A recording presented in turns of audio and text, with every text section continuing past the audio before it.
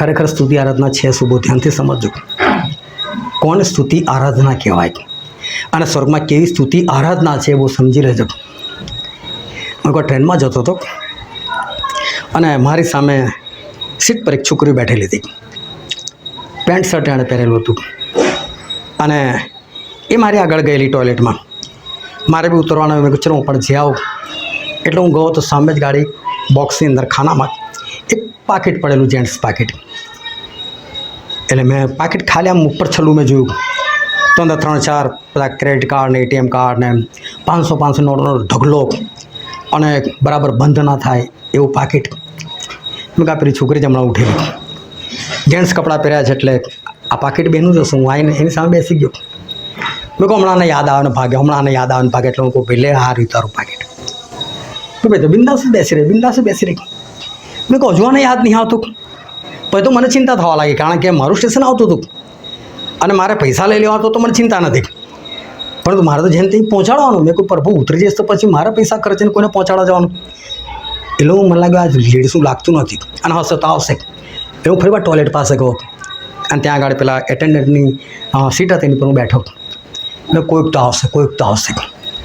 એટલામાં એક જુવાન છોકરો 25-30ની આસપાસ તો દોડતો આવ્યો અને ટોયલેટનો દરવાજો ખોલીને સામે જો એના હોશ જતા રહે. કારણ કે ખબર નહીં કેટલા પૈસા હતા, પણ મારા અંદાજથી 25-30 હજાર રૂપિયા અંદર પડેલા હતા.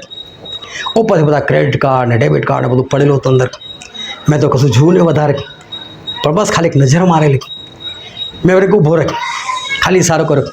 મેં હાથમાં પાકીટ આપી દીધું. બોલે મને થેન્ક યુ પણ નાખી દીધું. કેમ? એટલો બધો અંદરથી ભર્યા બોલવાય. મેં કહું બસ હું સમજી ગયો, તમે જાઓ. મેં કીધું સમજી ગયો, મારે ઉતરવાનું હતું. હું પાછો આવી ગયો. આ વાતમાં તો ખાસા વર્ષ વીતી ગયા. મેં ઘણી વખત આ સાક્ષી આપી છે, પણ જો મને યાદ આવતો એ ભાઈને બી યાદ આવતું હશે. અને જ્યારે એને યાદ આવતું હશે ને ત્યારે હૃદયમાંથી ઉદ્ગાર નીકળે, એ જે ગયો હતો પ્રભુ એને આશીર્વાદિત કરો. બોલે પ્રભુને માનતો હશે કે નહીં માનતો હશે, પણ એના હૃદયમાંથી એણે મોડથી એણે જબરદસ્તી શબ્દો લાવવાની જરૂર નથી કે પ્રભુ એને આશીર્વાદિત કરો, એ ભાઈનું ભલું થાવ, પરંતુ હૃદયમાંથી અવાજ નીકળી આવે. Praise lord.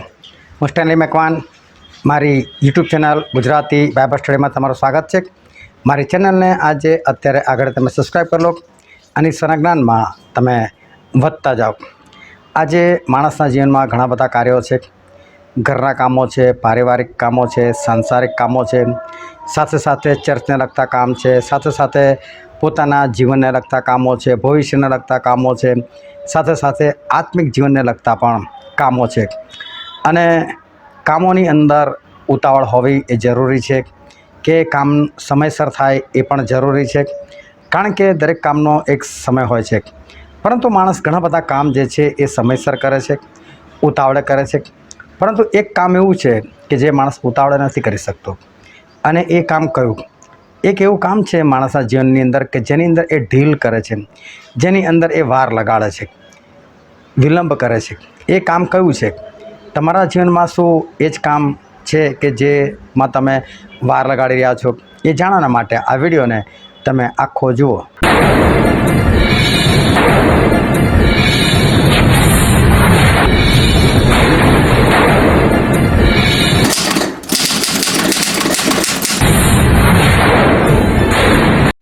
હાલેલુયા.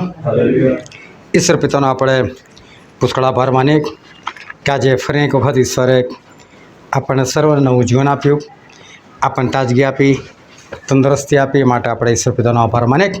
હવે આપણે ઈશ્વર પિતાના વચન તરફ જઈએ ને બાઇબલની અંદરથી પ્રેરિતોના કૃત્યો તેનો 22મો અધ્યાય તેની 11મી કલમથી લઈને તેની 16મી કલમ સુધી. તે પ્રકાશના તેજને લીધે હું જોઈ શક્યો નહીં, માટે મારા સાથીઓના હાથ પકડીને હું દમસ્કમાં ગયો. નિયમશાસ્ત્ર પ્રમાણે ચાલનારો અનન્યા નામે એક ઈશ્વર ભક્ત હતો. ત્યાંના રહેનારા સર્વ યહૂદીઓ તેને વિશે સારું બોલતા હતા. તે મારી પાસે આવ્યો અને મારે પડખે ઊભા રહીને તેણે મને કહ્યું કે ભાઈ શાઉલ, તું દેખતો થા. તે જ ઘડીએ દેખતો થઈને મેં તેને જોયો. પછી તેણે મને કહ્યું કે તું તેની ઈચ્છા જાણે અને તે ન્યાયને જુએ અને તેના મોંની વાણી સાંભળે, માટે આપણા પૂર્વજોના દેવે તને પસંદ કર્યો છે. કેમ કે જે તે જોયું છે અને સાંભળ્યું છે તે વિશે સર્વ લોકોની આગળ તું તેનો સાક્ષી થશે. હવે તું કેમ ઢીલ કરે છે? ઉઠ અને તેના નામની પ્રાર્થના કરીને બાપ્તિસ્મા લે અને તારા પાપ ધોઈ નાખ. ઈશ્વર પિતાનું વાંચેલું વચન આપણા માટે પુષ્કળ આશીર્વાદિત છે અને ઈશ્વર પિતાનું વચન સત્ય છે અને બાઇબલનું વચન કે છે કે તમે સત્ય જાણશો અને સત્ય તમને મુક્ત કરશે. ખૂબ ધ્યાનથી આપણે ઈશ્વરનું વચન સાંભળીએ, સમજીએ, વિશેષ કરીને આપણે એને ગ્રહણ કરીએ અને આપણે એ પ્રમાણે ચાલનાર થઈએ કે જેથી કરીને આપણે આકાશ રાજ્યના વારસદાર થઈએ. અત્યારે જે કંઈ પરિસ્થિતિ છે પરિસ્થિતિ પ્રમાણે અત્યારની જે ટેકનોલોજી છે એને લઈને અત્યારની જે પબ્લિક છે એ કોઈ ગરીબ હોય તો પણ શું અને ધનવાન હોય તો પણ શું, પરંતુ એ લોકો અત્યારે મોબાઈલની અંદર મોટા ભાગે બધા વ્યસ્ત જોવા મળે છે.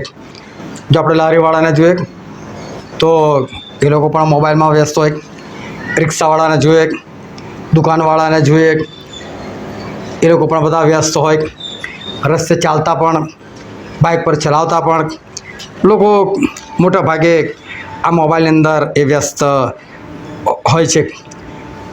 એક જણે મને વાત કરી કે અમારો છોકરો મોબાઈલમાં એટલો બધો વ્યસ્ત કે તમે આવીને કહે છે કે ઘરમાંથી એની પાસેથી બી કશું લઈ જાઓ ને તો પણ એને ખબર ના પડે કે છે.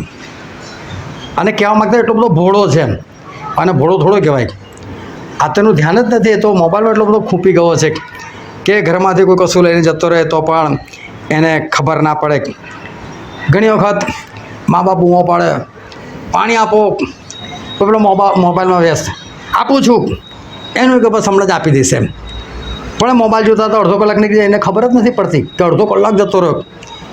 ફરી એની પાસે માગવામાં આવે, અરે આવું 2 મિનિટ બસ, પણ ખબર નથી કે આખો અડધો કલાક પોણો કલાક એનો પાણી માગ્યા પછી એ જતો રહ્યો. એટલે કે ટાઈમ વેસ્ટ એ અત્યારે બધા કરી રહ્યા છે. મોબાઈલની અંદર લોકો વ્યસ્ત થઈ ગયેલા છે. આ લોકો મોબાઈલની અંદર સમય એ કાઢતા હોય છે, પરંતુ માણસને નથી ખબર કે મારા માટે ખરેખર અગત્યનું શું છે અને મારે શાની પાછળ એ સમય કાઢવો જોઈએ.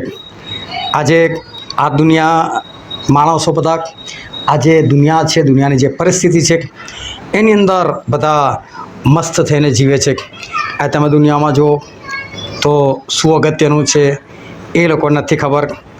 આજે મોત છે, સ્વર્ગ છે, નર્ક છે, આ બધી બાબતો તો જાણે માણસને ખબર જ નથી. અને આપણે જ્યારે વાત કરીએ છીએ ત્યારે આપણે વિશ્વાસીઓની જ વાત કરતા હોય છે. વિશ્વાસીઓ પણ એ લોકોનું જીવન જોઈને આપણને ખબર પડે કે એ લોકો બધા એવી રીતે જીવન જીવે છે કે જાણે મરણ તો છે જ નહીં. અને કદાચ મરણ છે તો એ લોકોને નથી ખબર કે સ્વર્ગ છે, નર્ક છે.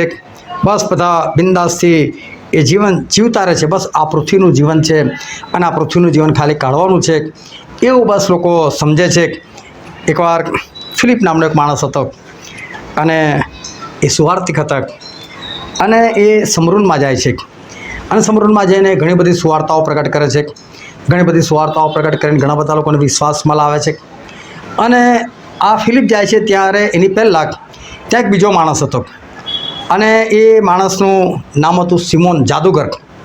હવે જાદુ ક્રિયાથી લોકોને છક કરી નાખતો હતો અને એની જાદુ ક્રિયા જોઈને લોકોને એવું લાગતું હતું કે આ કોઈ દૈવી પુરુષ છે એમ.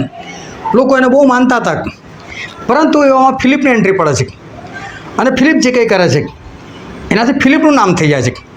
કારણ કે પેલો તો જે કંઈ કરતો હતો, જંતર મંતર કરે, દોરા ધાગા કદાચ કરે, કદાચ કંઈક શ્લોકો બોલે, અગણમ બગણમ કંઈ કરે, એટલે થોડી વાર પણ લાગે, એ સમય પણ લેતો હોય અને છેલ્લે બધું શૈતાની કૃત્ય થયું તો હોય શું, ના થયું તો હોય શું. પરંતુ પ્રભુ પાસે આવો એટલે પ્રભુ પાસે તો કામ પૂરું જ થાય છે. અને અહીંયા તો દુષ્ટાત્માઓ ફટાફટ ચીસો પાડીને ભાગી જાય, બૂમ પાડતા પાડતા ભાગી જાય, બીમારીઓ દૂર થઈ જાય, લકવાવાળા સાજા થઈ જાય. અને લોકોનું ધ્યાન આ સિમોન જાદુગર પરથી હટ્યું અને ફિલિપ તરફ બધાનું ધ્યાન આવ્યું. ફિલિપ તરફ બધાનું ધ્યાન આવ્યું એટલે બધા સિમોનને આશ્ચર્ય થયું કે બધા મારી પાસેથી ભાગવા લાગ્યા. પણ જુઓ છે કે આ ફિલિપી પાસે બી કંઈક તો છે અને મારા કરતાં વધારે સારું છે, એટલે લોકો એની બાજુ જાય છે.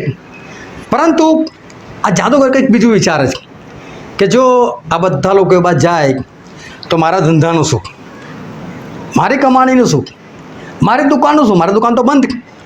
તો મારી દુકાન બંધ તો કમાવાનું કેમનું, પરિવારનું પૂરું કઈ રીતે કરવાનું? એ બધી વાતો એની સામે આવીને ઊભી થઈ ગઈ. એ બધી વાતો સામે આવી એટલે કરવાનું શું? એટલે એણે વિચાર્યું કે આ ફિલિપ સાથે જોડી જાઓ, એ જે કહે છે એવું કરો, એનો ખાસ માણસ બની જાઓ, એની સાથે ફરો અને જાણી લો કે આ માણસ કઈ રીતે આ બધું કરે છે. અને આપણે જાદુ કરીએ આમાંથી આમ આવી જઈએ, બસ આપણે શીખી લઈએ કે આ વસ્તુ શું છે અને પછી આપણે એ પ્રમાણે આપણી દુકાન ચલાવીશું અને ફિલિપવાળું કામ એ આપણે જાણી લઈશું અને ફિલિપવાળા કામ આપણે કરીશું. હવે શું થયું કે આ રીતે આ સિમોન જાદુગર જે છે એ તો આ લોકોની સાથે જોઈન્ટ થઈ ગયો, ફિલિપ સાથે એ તો આવી ગયો. પરંતુ આ સિમોન એ કંઈક વિશ્વાસી નહોતો, એ ખરેખર વિશ્વાસી નહોતો. એ ખરેખર પ્રભુ પાસે એના માટે નહોતો આવ્યો કે પ્રભુ પાસેથી મને જીવન મળશે, એના માટે નહોતો એણે બાપ્તિસ્મા લીધું કે મને પાપની માફી મળે. એને પવિત્ર આત્માની કોઈ જરૂર નથી, એને તો પોતાની દુકાનની પડેલી હતી. બસ મારો ધંધો બંધ થઈ ગયો છે, હવે મારે નવેસરથી બીજો ધંધો શરૂ કરવાનો છે અને બીજો ધંધો જે છે તો આ ફિલિપ પાસે છે અને ફિલિપ પાસે છે એટલે મારે તો એની પાસેથી કંઈક શીખવું પડશે, એની પાસેથી મારે કંઈક જાણવું પડશે. અને એટલે જ્યારે ફિલિપ ઘણા બધા લોકોને બાપ્તિસ્મા આપે છે, સિમોન પણ બાપ્તિસ્મા લે છે અને ફિલિપની સાથે ને સાથે રહે છે. પરંતુ મેઇન વસ્તુ પવિત્ર આત્મા, અને પવિત્ર આત્મા તો આવ્યા નહોતા. અને પવિત્ર આત્મા આવ્યા નહોતા એટલે ફિલિપને તો ખબર કે પવિત્ર આત્મા મારાથી નહીં આવે, એના માટે એમને પ્રેરિતની જરૂર છે. એટલે એમણે માણસો મોકલ્યા અને યરૂશાલેમમાં ખબર આપી કે સમરૂનમાં જલ્દી પ્રેરિતોને મોકલો, અહીંયા તો ઘણું બધું ઈશ્વરનું કામ થયું છે, લોકોએ બાપ્તિસ્મા લઈ લીધેલું છે, તો તમે આવો. એટલે પિત્તર યોહાન એ લોકો ત્યાં આવે છે અને લોકો અહીં લોકોના માથા પર હાથ મૂકે છે, લોકોને પવિત્ર આત્મા મળે છે, લોકોના જીવન પરિવર્તન થાય છે, લોકોને કૃપાદાનો મળે છે, લોકોને અન્ય ભાષા મળે છે. અને સિમોન એકદમ ખુશ છે જાદુગર, અલા આજ મારે જોઈતું હતું, બસ ઓ મને રહસ્ય ખબર પડી ગઈ. આ એક વસ્તુ આપણા હાથમાં આજે આપણે માથા પર હાથ મૂકીએ અને લોકોને પવિત્ર આત્મા મળે, હું માથા પર હાથ મૂકું, લોકોને કૃપાદાન મળે, બસ આટલું મળી જાય તો બહુ થઈ ગયું. હા હવે એટલું બહુ થયું, ફટાફટ પૈસા કાઢે, પિત્તર યોહાન આપો, લો પૈસા લો, અધિકાર મને આપો. એની આ વાતથી ખબર પડે છે કે આ જીવનમાં કોઈ પરિવર્તન નહોતું આવ્યું.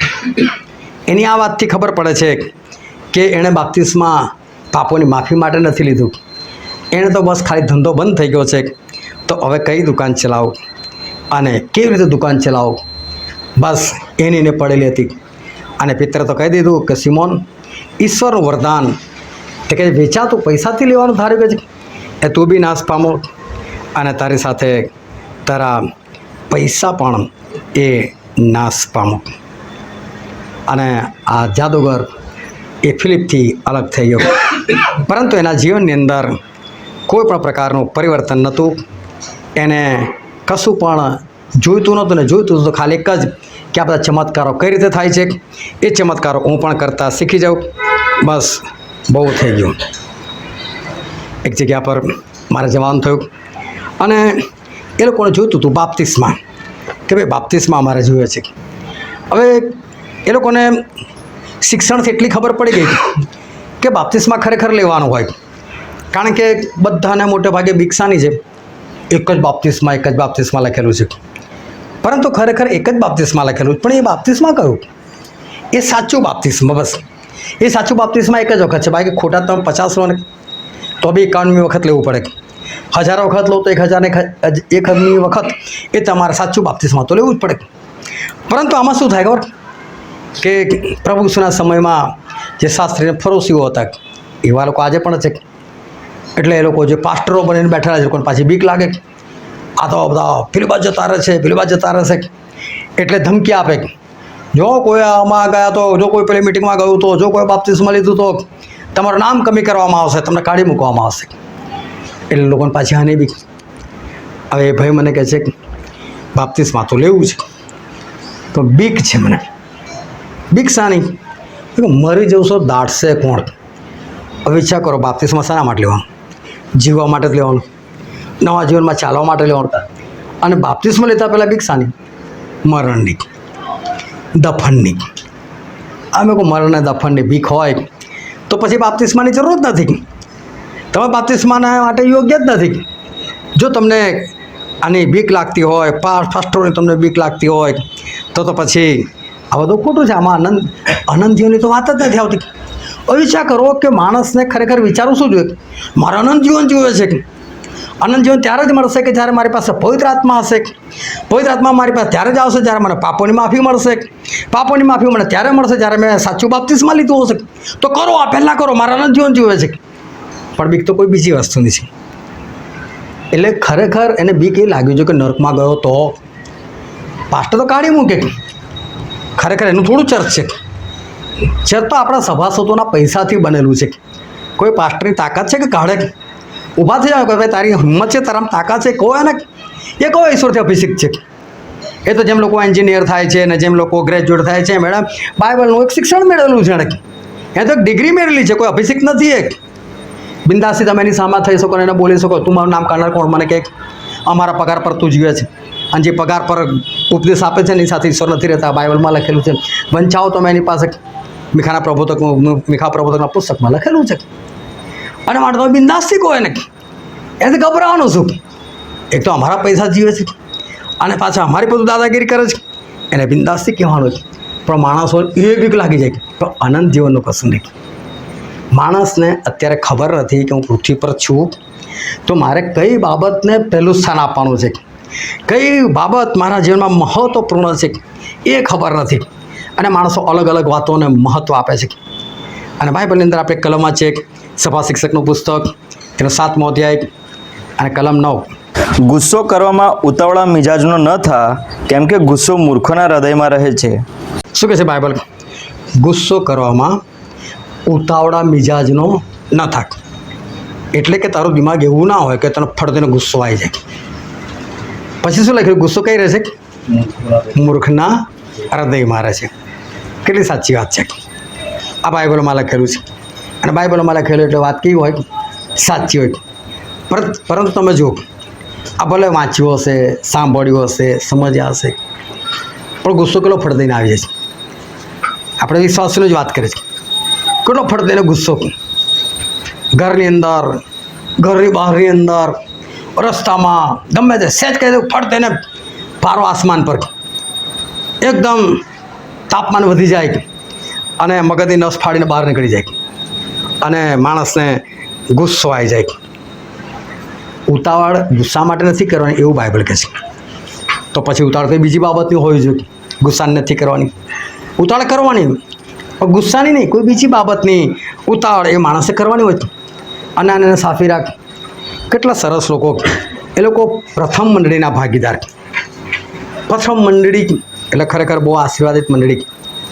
કારણ કે 1,44,000 જે લોકો છે ને એ આ પ્રથમ ફળના લોકો છે.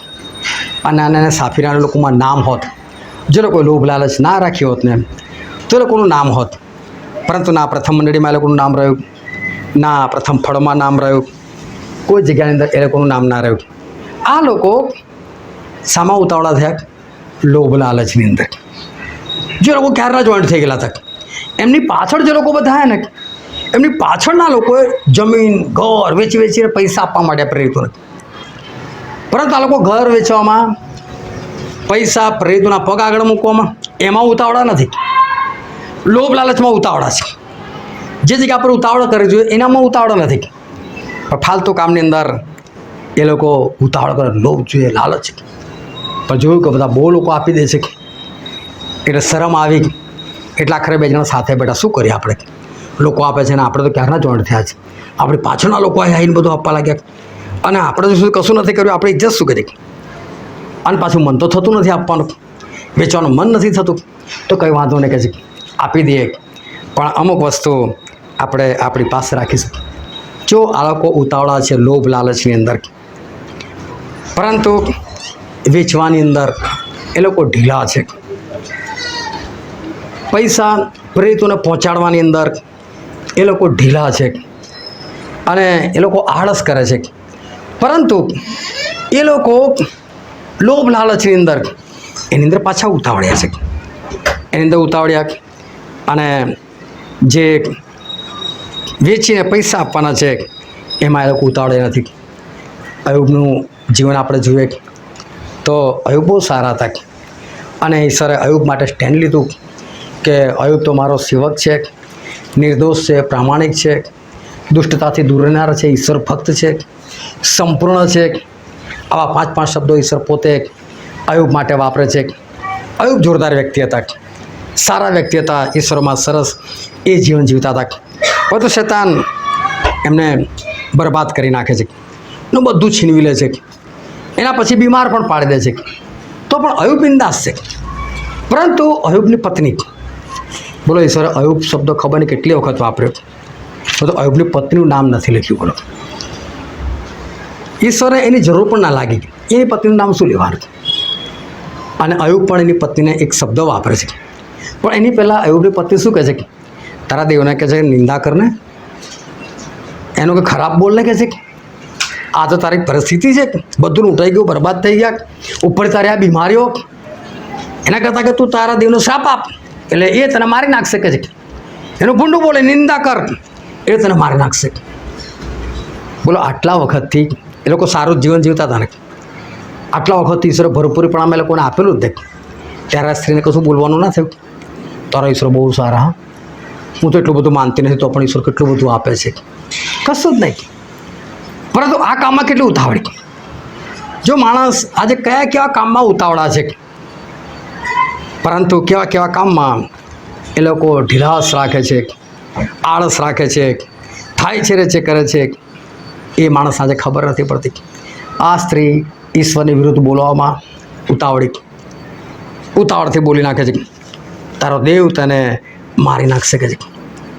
એકવાર તો પ્રભુ ઈસુને એમના શિષ્યો એ લોકો બધા હોડીમાં બેસીને જતા હતા અને પ્રભુ ઈસુ ખ્રિસ્ત જ્યાંથી હોડી ચાલતી હતી એ જગ્યા પર જઈ અને બિંદાસથી માથું ટેકવીને એ તો ઊંઘતા હતા. પરંતુ સમુદ્રમાં ભયંકર તોફાન થયું અને હોડી મોજાઓથી ઢંકાઈ જવા લાગી. હોડીની અંદર જબરદસ્ત પાણી આવવા લાગ્યું. પિત્તર, યોહાન, યાકૂબ, આંદ્રિયા તો પાછા માછીમાર, એટલે લોકોને ખબર આ તો સમુદ્ર કહેવાય, આવું તોફાન ગમે ત્યારે થાય, બચવા માટેના સાધન હોડીમાં હોય જ, ડબલા ડુબલી ડોલ બોલ બધું હશે. એનાથી ઉચકુચકીને પાણી બહાર ફેંકવા લાગ્યા. બીજાને પણ કહ્યું પાણી બહાર ફેંકો, પાણી બહાર ફેંકો. હોડીની અંદર પાણી આવી જશે તો ડૂબી જશે, અને પાણી તો અંદર જ ગયેલું હતું. પરંતુ એ લોકો પોતાના જીવ બચાવવા માટે એટલા બધા ઉતાવળા થઈ ગયા, પણ તોય પણ બચાવી ના શક્યા. એ લોકોની મહેનત એમને બચાવી ના શકી. અને પ્રભુ શ્રી કૃષ્ણ બિંદાસથી ઊંઘે છે અને એકદમ પ્રભુ શ્રી કૃષ્ણ પાસે ભાગ્યા. આખા ઝંઝોડા, ઉઠ ઉઠ, અમે મરી રહ્યા છીએ, તું સૂઈ રહ્યો છે કે અમે નાશ પામ્યા છે કે. અને પ્રભુ ઉઠીને તરત શું બોલ્યા ખબર, અલ્પ વિશ્વાસીઓ.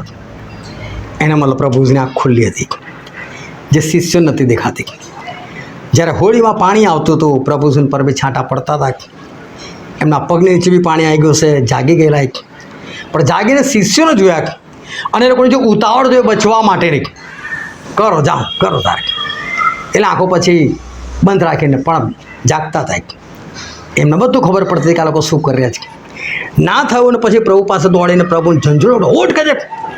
અને ત્યારે પ્રભુ શું બોલ્યા, અલ્પ વિશ્વાસીઓ કહે છે, મરવાથી બીવો છો.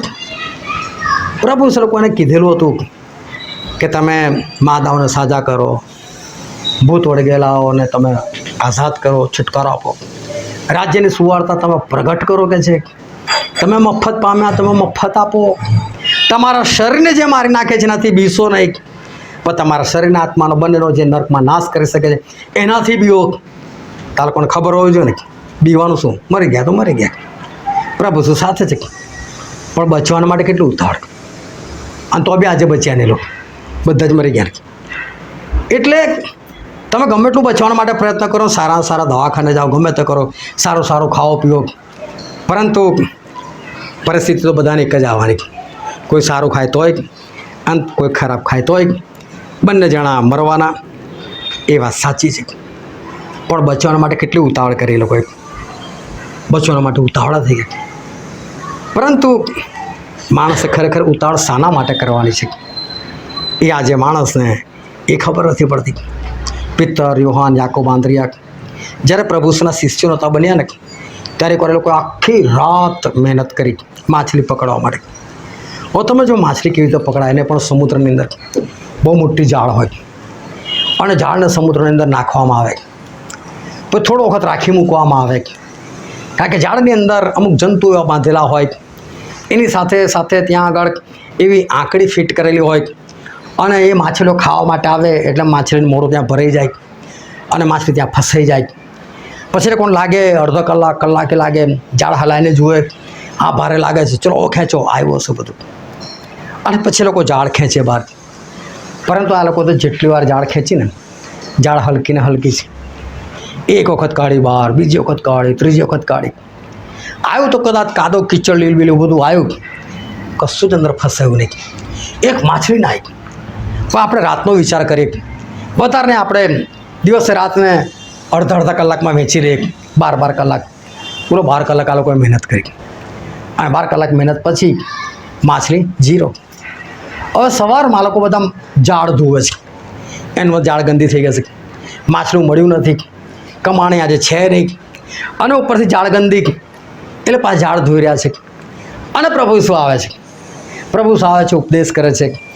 ઉપદેશ કર્યા પછી પિત્તરને કહે છે, પિત્તર માછલી છે કે? પિત્તર કે નથી પ્રભુ. તો કે કામ કરો, ઊંડા પાણીમાં ઝાડ નાખે છે. અને પિત્તરના શબ્દો કેટલા સરસ, પ્રભુ આખી રાત બહુ મહેનત કરી, પણ તમે કહો છો ને જુએ તો છે માછલી, નાખી દઈએ ઝાડ એકવાર ફરી.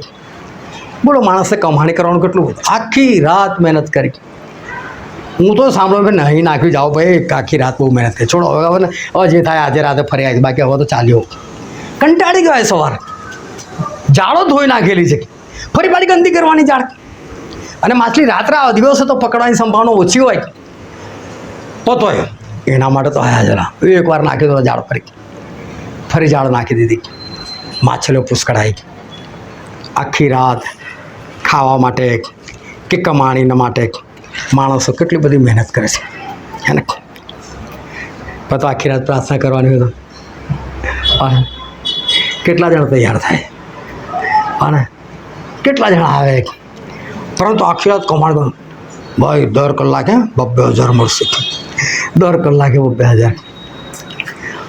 અને જો સવાર પડી જાય ને, સુરત નીકળે ને તો સુરતને ગાળો બોલે, થોડા રહેવાય નહીં. 1 દિવસે 10 વાગે નીકળું હતું, જે 2-4 કલાક અમને વધારે મળતા એમ વધારે કમાણી કરી લેતા. આખી રાત માછલી ના મળે તોય ફરી પાછું સવારે ઝાડ. કમાવા માટે આજે માણસ કેટલો બધો ઉતાવળ્યો છે, કમાવા માટે માણસ ક્યાં ક્યાં નથી જતો.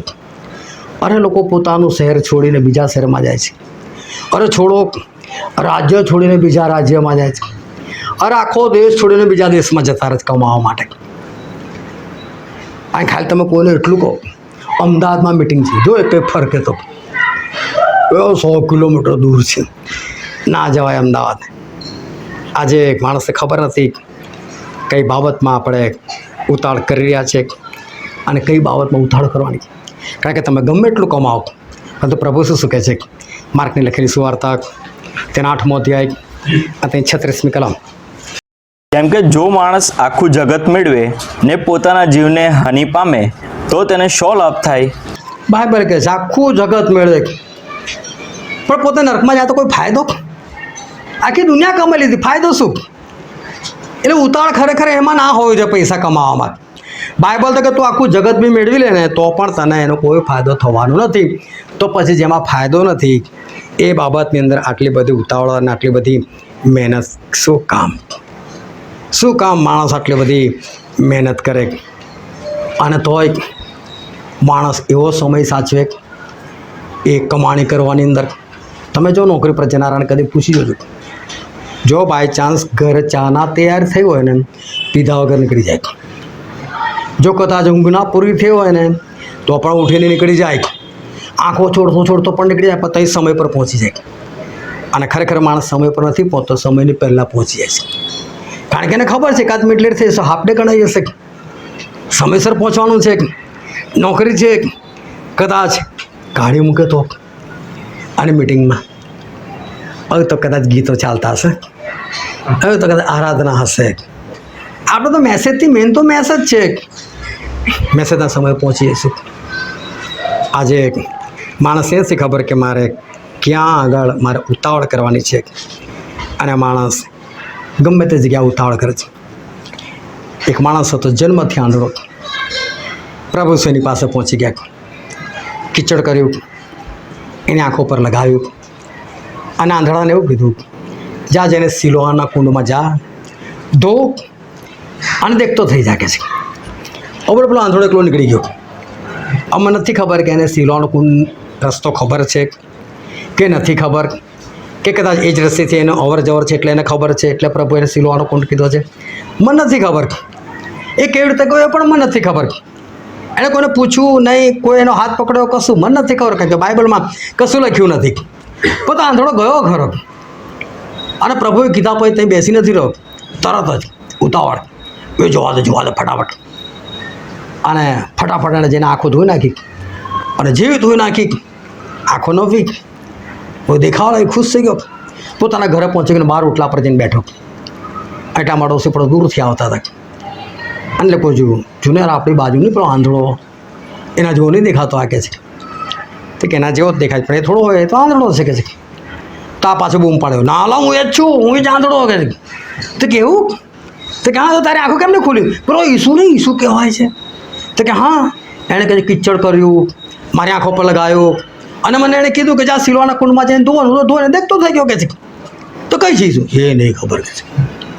બોલો, ઈસુ કઈ છે નથી ખબર, પણ આંખો પ્રાપ્ત કરવાની કેટલી ઉતાવળ, દેખતો થઈ જાય એની કેટલી ઉતાવળ, સાજાપણાની કેટલી ઉતાવળ. પણ જેણે સાજાપણ આપીને મળવા માટે પ્રયત્ન જ નથી કર્યો, ગયો જ નથી, બેસી ગયો તો ઘરે જઈને.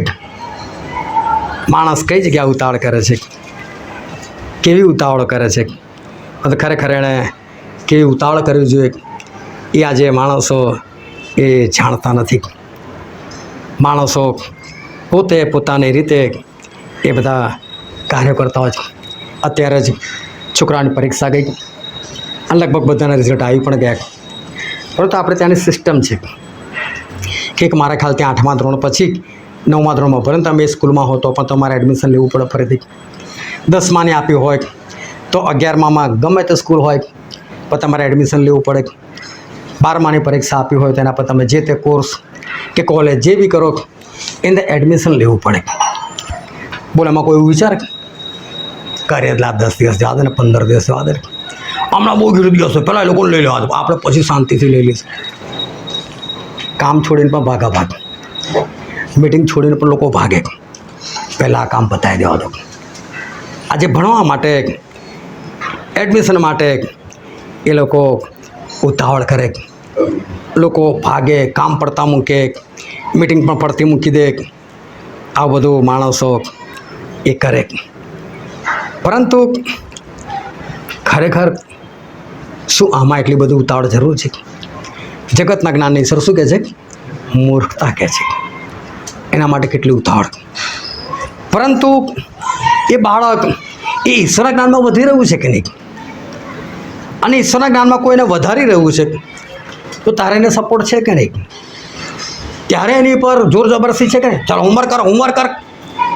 તો પ્રભુના કામમાં કશું હોય તો શું ત્યારે એટલું બધું હોય કે ચાલ આ મોડો કર, પેલું મોડો કર, ફલાણો કર, આ વધારે કામ લાગશે? આજે નથી હોતી માણસને ખબર કે હું શું કરું છું, શામાં દોડભાગ કરું છું, કેટલી દોડભાગ કરું છું. 38 વર્ષથી બીમાર હતો માણસ, 38 વર્ષથી. એ કહે છે કે હું 38 વર્ષથી ઊભો નથી થઈ શક્યો. પ્રભુશ્રીની પાસે જાય છે કે ઉઠ કે છે, તારો ખાટલો ઉચકીને ચાલ કે છે. અને એ માણસ, બાઇબલ એવું કહે છે, તરત જ યોહાન 5:8 હું વાંચું તો તરત જ કશું ઊભો થઈ ગયો, અને ઊભો થઈને ખાટલો ઉચકીને ચાલીને જતો જ રહ્યો, અને પ્રભુને મળવાય ના રહ્યો. અને પછી યાજકો ફરીસીઓ મળ્યા, હવે આજે ખબર નથી પડતી વિશ્રામનો દિવસ છે, સાબાતનો દિવસ છે, કેમ ખાટલો ઉચકીને ચાલે છે? આજે ખાટલો ઉચકવું ઉચિત નથી. તો કે મને જેણે સાજો કરે એને મને હુકમ છે, એટલે બોલવા નહીં, એટલે હું તો કરવાનો. કોણે સાજો કર્યો? તો એ ખબર નહીં કે છે. બોલો, તો આટલી ઉતારથી તું ભાગી ગયો અહીંથી, તો તને જ્યારે લાગ્યું કે 2 પગલાં 3 પગલાં 4 પગલાં તું ચાલી શકે તો પાછો ના આવે તારાથી? પ્રભુને મળાય નહીં, પ્રભુને પૂછ્યા નહીં, પ્રભુ તમે કોણ છો ને કઈ રીતે આ બધું કરી શકો છો? પ્રભુ મને તમે તમારો શિષ્ય બનાવો. શું આવી રીતે ના કરવું જોઈએ? પરંતુ આજે માણસને ઉતાવળ છે, સાજાપણાની ઉતાવળ છે, પોતાના શરીરના સાજાપણા માટે ઉતાવળ છે. પરંતુ માણસને આજે પોતાના માટે જે અનંત જીવન છે એના માટે એવું નથી. મીટિંગ માટે જે ઉતાવળ હોવી જોઈએ એ મીટિંગ માટે ઉતાવળ એ નથી. એક સ્ત્રી હતી, બાઇબલમાં એને કનાની સ્ત્રી કહેવામાં આવેલું છે. આ કનાની સ્ત્રી પ્રભુ પાસે ચાલતી ગઈ. ઓય શું મારી છોકરીને ભૂત વળી ગયું છે, કાળ. આ છોકરી તો ઘર જ મૂકીને આવેલો, છોકરીને લઈને નથી આવી. બૂમો પાડે છે પાછળ. અને પ્રભુ જાણે સાંભળતા હતા એમ ચાલ્યા જ કરે. શિષ્યો કંટાળે, શું તમે યાર આવું કરો છો? આ પેલી ક્યારેય બૂમો પાડે છે કે એને કહી દો કે હું તો ઇઝરાયલના ઘરના ખોવાયેલાની પાસે આજે એની માટે નહીં આવે, તો પારકી કહેવાય, તો અન્ય જાતિની કહેવાય, એના માટે નહીં આવે કે બોલો કેવું તોછડાય ભર્યું વર્તન કહેવાય. પ્રભુ શું વર્તન, એક અપમાનજનક. પેલી સ્ત્રીનું અપમાન, તારા માટે નહીં આવ્યો, તો ઇઝરાયલના ઘરના ખોવાયેલા માટે આવ્યો છે કે શિષ્યો ફરી કે પ્રભુ કંઈક તો કરો પણ એના માટે. પેલી હજુ બૂમો પાડે છે. અને પ્રભુ શું કહે છે, જ્યાં સુધી છોકરા ભૂખ્યા હોય તો કે છોકરાની રોટલી લઈને કૂતરાને ન ખાય. મતલબ તો કૂતરી છે, આને રોટલી આપું, મારા ઇઝરાયલ લોકો ના આપું વચન, તો આને આપું. બોલો કેટલો નીચો શબ્દ પ્રભુ છે એ સ્ત્રીના માટે વાપરે. તો બી સ્ત્રી પાછળ, ઓ પ્રભુ બાળકો જે ખાય છે ને એના મોઢામાંથી જે પડી જાય છે એ તો કૂતરાને મળે છે ને, એ તો આપો કે છે. બોલો આ સ્ત્રીને એની છોકરીના સાજાપણાના માટે કેટલી ભૂખ તરસતાનો છે. પ્રભુ શું ઊભા રહેવું પડ્યું, કહેવું પડ્યું, ભાઈ તારો વિશ્વાસ મોટો છે, જા શાંતિએ ઘરે જા, તારી છોકરીમાંથી ભૂત નીકળી ગયું છે. પેલી બાએ જઈને જોયું, પપ્પા પાછી આવી. કદી પ્રભુ શું આભાર માન્યો, કદી પ્રભુ પાછળ ચાલી. બોલો સાજાપણા માટે કેટલી બધી ઉતાવળ હતી, કેટલી ભાગમદોડ હતી. પણ થઈ ગયું પછી કશું જ નહીં. એના માટે તો અપમાન બી સહન કરી લીધું. પરંતુ હવે કોણ શું, કશું જ નહીં. બિંદાસથી એના ઘરે એ જતી રહી. ને પછી કદી એ પ્રભુને મળવા માટે ના આવી. લગ્ન પાર્ટી હોય, બર્થડે પાર્ટી હોય, મેરેજ એનિવર્સરી હોય, આવી બધી પાર્ટીઓ હોય. અને એ પાર્ટીમાં લોકો કેવા ભાગે છે, મીટિંગ છોડીને પણ ભાગે લોકો. મીટિંગ થશે એ તો દર અઠવાડિયે થાય છે, પણ ચલો આ તો કરો કે છે. અને તમે જુઓ આ લગ્ન પ્રસંગ, એટલે લગ્ન પ્રસંગ ખાલી પર ચર્ચ પૂરતો સીમિત નથી હોતો, પણ સવારથી જાન આવવાની હોય, એની પહેલાં સગાઓ બધા ઘરમાં હોય, લોકો નવડાવ ધોવડાવવાનું હોય, એ લોકોને ચા નાસ્તો કરવાનો હોય, પાછું પછી જાન આવે કે જાન જવાની હોય, જે બી હોય. પણ બી એમાં સવારથી મહેનત, ભાગદોડ. અને બોલો માણસો કેટલું બધું કરે છે. રાત્રે મોડું સુધી જાગ્યા હોય તો એ સવારે વહેલો ઉઠી જશે, ભાગદોડ કરશે, નાહવા ધોવા માટે ફટાફટ તૈયાર થશે. પાછા એ દિવસે ગમે ત્યાં કપડાં નહીં ચાલે, ભલે ને ઉનાળો કેમ નથી, બહાર જ કપડાં પહેરવાના એ વખતે, ભલે ને સફર કરવાની હોય, બસમાં જવાનું હોય, ગમે એટલું. એ સવારથી તમારે જાન આવે કે જાન જાય ત્યાંથી શરૂ થાય કે છોકરીને વિદાય કરો કે લઈને આવો, ત્યાં સુધી આ બધું ચાલુ હોય. અને ત્યાં સુધી પેલા ભારે કપડાં. અને એ વખતે છે ને પરસેવો થાય ને તો મોઢું બી બહુ સરસ રીતે મૂકે, આમાં મજા આવે, આમાં મજા આવે. કેમ કે એની અંદરનું છે ને એને કડવું ના જોઈએ, એટલે ખાલી ઉપરથી આમ ટચ જ કરવાનું. હેરાન બહુ થતા હોય, પણ તમારો ચહેરો જોવો તો ખીલેલો છે, ખુશ જ હોય. ડીજેનો વારો કેટલો અવાજ કરે છે, એ દિવસ તો યાદ નાચતા હોય, બળ હૃદયના ધબકારા વધી જતા હોય, બધું થતું હોય સવારથી લઈને સાંજ સુધી. પણ મને આશ્ચર્ય કઈ વાતનો ખબર, સાંજ સુધી આના તાજા માજા, એવું ને તાકી ગાવ જેને સૂઈ જાવ ના, પછી બી તાજા માજા, હજુ બી ઉછળકૂદ. આટલી મિટિંગ ચલાવતો થાય આવું, હે સવારથી લઈને સાંજ કોઈ મિટિંગમાં આટલું તાજગી બેસી રહે. અરે 1 કલાકની મિટિંગમાં ઊંઘતા જોવા મળે છે, 1 કલાકની. હું નજર ફેરવતો હોય બધા પર, કોઈના હાથમાં તમે પકડાવો કે ના પકડાવો, મારા હાથમાં પકડાવા છે. હું જોતો હોઉં ઘણી વખત તમને એવું લાગે છે હું હાલેલુયા બોલાવું છું, હું ઘણી વખત તે ખાલી જાગે એના માટે હાલેલુયા બોલાવતો હોઉં છું કે માણસ જાગી જાય. પરંતુ માણસને ખબર નથી, એમને કોઈ આમને તો આદત છે વચ્ચે છે હાલેલુયા બોલવાની. જો કોઈ ના ઊંઘે તો ખરેખર હું બોલાવું જ નહીં. અને બધા તાજગીમાં થનગનતા બેસીને મસ્ત મજા આવે એમ કરીને તો હું કશું જ ના બોલું વચ્ચે, પણ બોલવું પડે છે. બધાને એક્શનમાં લાવવા પડે છે.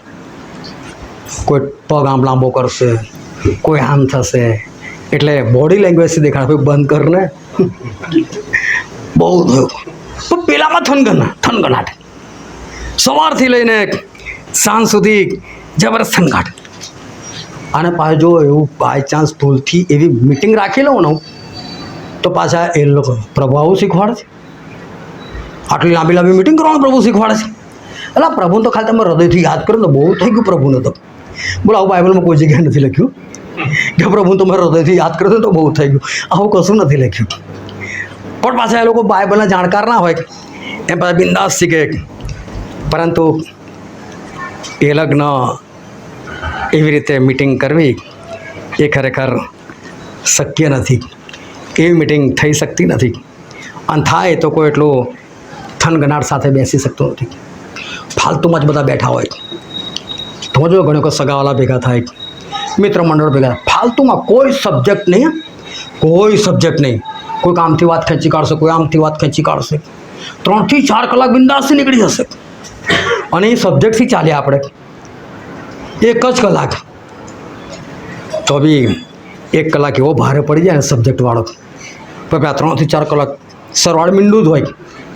એ બધી વાતોથી કશું જ આપણું થયું ના હોય, અને છતાં માણસ બિંદાસથી બેસે, એ બી તાજગી તંદુરસ્તીમાં વગર જોકે મારે. અને બાઇબલથી સારા સારા વચન, ઈશ્વરના વચન, ઈશ્વરની વાતો પોકારાતી હોય. અને 1 કલાક પણ માણસ જે રીતે બેસવું જોઈએ એ રીતે ના બેસી શકે. એને ખબર નથી કે મારે શાની અંદર થનગનાટ હોવો જોઈએ, શાની અંદર મારે ઉતાવળ હોવી જોઈએ, અને શાની અંદર ઉતાવળ ના હોવી જોઈએ.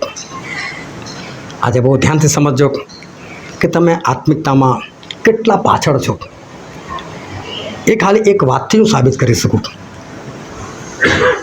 કે તમે આત્મિકતાની અંદર તમે કેટલા પાછળ છો. જ્યારે લગ્ન હોય છે અને મને ખબર છે ભારે કપડાં લોકો પહેરે જ છે, ભલે ઉનાળો હોય, ભલે દરેક જગ્યાએ કંઈ એસી ના હોય, અને છતાં માણસ ભારે કપડાં પહેરે, બિંદાસથી એ ફરતો હોય. એ સવારે જાન આવે કે જાય ત્યાંથી લઈને છોકરીને વિદાય કરવો કે લઈને આવો, અને સાંજનો ખાવાનો ખાઓ ત્યાં સુધી બિલકુલ એક્ટિવ. સાંજે પેલા લક્ઝરીવાળાને કારવાળાને પૈસા તો બી દોડી કરો, એ પૈસા પડવા જલ્દી કરો, લાવો, આમ કરો તેમ કરો, એ બધું ચાલતું હોય. ત્યાં સુધી થનગનાટ હોય, એટલો બધો થનગનાટ. હું કહું છું આપણે એક મિટિંગ કરી આવી, બધાએ જોરદાર ભારે જ કપડાં પહેરીને આવવાનું, અને ભારે જ કપડાં આવીને બેસવાનું, બસ બિંદાસ. સૂટ બૂટ જે બી તમારી પાસે, જે બી ચોલી ફોલી જે બી હોય એ જ પહેરીને બેસીએ આપણે, બરાબર. અને પછી આપણે જોઈએ કે છેક સુધી એવો થનગનાટ, એવા જ માણસો એક્ટિવ એ બેસી શકે છે. બોલો મંજૂર, બોલો. મેં ના કીધું આત્મિકતા કેટલા પાછળ છો તરત ખબર પડી જાય. માણસને આજે ખબર નથી પડતી. કોઈને ખબર છે કે સ્વર્ગદૂતો પવિત્ર પવિત્ર પવિત્ર, સર્વશક્તિમાન પ્રભુદેવ જે હતો, જે છે ને જે આવનાર છે, એવું કહેતા શું કરતા નથી? વિશ્રામ પણ લેતા નથી. કોઈને ખબર છે એ કેટલા સ્વર્ગદૂતો છે? કોઈને ખબર હતો? આશરે હજારો, લાખો, કરોડો, અસંખ્ય, લાખો લાખ. ચાલો આપણે કલમમાં છે બાઇબલની અંદરથી પ્રકટીકરણનું પુસ્તક, તેનો 4થો અધ્યાય અને તેની 8મી કલમ. તે 4 પ્રાણીઓના દરેકને 6 પાંખ હતી, અને તેઓ ચારે તરફ તથા મહે આંખોથી ભરપૂર હતા. તેઓ પવિત્ર પવિત્ર પવિત્ર પ્રભુદેવ સર્વશક્તિમાન જે હતો, જે છે ને જે આવનાર છે, એમ કહેતા રાત દિવસ વિસામો લેતા નથી. અહીં તો પ્રાણીની વાત કરી, સ્વર્ગદૂતોની તો વાત જ નહીં. હા તો પ્રાર્થનામાં ઠોકાઠોક પ્રભુ લાખોના હજારો દૂતો આવું કહેતા થાકતા નથી ને, વિસામાં થાકવાનું તો લખ્યું જ નહીં, ખાલી વિસામાં નથી લેતા એવું લખેલું છે. બોલો, છે જ નહીં બાઇબલમાં, સ્વર્ગદૂતોનું તો લખ્યું જ નહીં. આ સ્વર્ગદૂતો નહીં, 4 પ્રાણીની વાત કરેલી છે. અને જે લોકોએ પ્રેક્ટિકલ સ્ટડી જોયું હશે એ લોકોને ખબર હશે આ 4 પ્રાણી કોણ છે. બોલો, કયા દૂતો બૂમો પાડે છે? કેટલા દૂતો બૂમો પાડે? ના લાખો લાખ છે, ના અસંખ્ય છે, ના હજારો છે, ના કરોડો છે. બોલો, માણસ હજુ સુધી આ પણ નથી ખબર. અને એ પરિસ્થિતિઓમાં તો આપણે આવી ગયેલા છે. આ તો 4 પ્રાણી એવા છે સ્વર્ગની અંદર. એકનું મોઢું સિંહ જેવું છે, બીજાનું વાછરડા જેવું છે, ત્રીજાનું મનુષ્ય પુત્ર જેવું, મનુષ્યના જેવું છે, અને ચોથાનું ઉડતા ગરુડ જેવું છે. આવા ખરેખર કોઈ પ્રાણી નથી, પરંતુ આ 4 પ્રાણી 4 સુવાર્તા બતાવે છે. સિંહ એટલે કે જંગલનો રાજા, પ્રભુ શું રાજા છે. અને પહેલી સુવાર્તા, માથીની સુવાર્તા, એ પ્રભુ શ્રી કૃષ્ણને રાજા સમજીને લખવામાં આવી છે. વાંચજો તો ખબર પડશે. એમની વંશાવળી આપી તો ઇબ્રાહીમથી આપી. ઇબ્રાહીમના ઘરની અંદર જન્મેલા 318 સૈનિકો હતા. 4 રાજાઓને મારીને જીતીને આવે છે. ઇબ્રાહીમ રાજા જેવા હતા. અને વંશાવળીમાં જે લોકો રાજા બન્યા ને એ લોકોના નામ લખવામાં આવ્યા. એટલે આ માથીની સુવાર્તા દેખાડે છે પહેલું પ્રાણી. એવું કોઈ પ્રાણી સ્વર્ગમાં છે જ નહીં. પણ જેટલા લોકો માથીની સુવાર્તાથી પ્રભુ પર વિશ્વાસમાં આવે, એટલે કે પ્રભુ શું રાજા સમજીને વિશ્વાસમાં આવે, અરે શું તો મારો રાજા છે, અને રાજા છે તો એમની પ્રજા, તો મારે તેમને એક એક હુકમો માનવા પડે, અને વિશ્વના હુકમો માને અને સ્વર્ગમાં જતા રહે. એક એવી ભીડ છે. બીજી ભીડ છે, બીજું પ્રાણી કે જે કેવું છે, વાછરડા જેવું. અને વાછરડો એટલે બળદ, અને બળદ એટલે ખેતરમાં કામ કરનાર, એટલે ઈશ્વરના સેવકની વાત કરી છે. અને આ છે માર્કની લખેલી સુવાર્તા. અને 30 બિલિયા આહાબ રાજાની સામે ઊભો થયો, કે એનો બાપ કોણ, મા કોણ, એની વંશાવળી શું, કશું જ ના લખ્યું. સેવકની વંશાવળી ના હોય, એટલે માર્કની સુવાર્તામાં કોઈ વંશાવળી નથી. જોઈ લેજો. પ્રભુ શું કે સેવક, સેવક એટલે માણસ, બળદ. એ જો આટલું બધું કામ કરી શકતા હોય તો હું કેમ ના કામ કરું? મારો સેવક આટલું કરે તો હું કેમ ના કરું? અને જે પ્રભુ શું સેવક સમજીને એમણે જે કામ કરે છે એ કામ કરી બતાવ્યા ને, એ બધા સ્વર્ગમાં બીજી ભીડ આવી છે. ત્રીજી ભીડ કેવી છે? ત્રીજું પ્રાણી તો એ કેવું છે?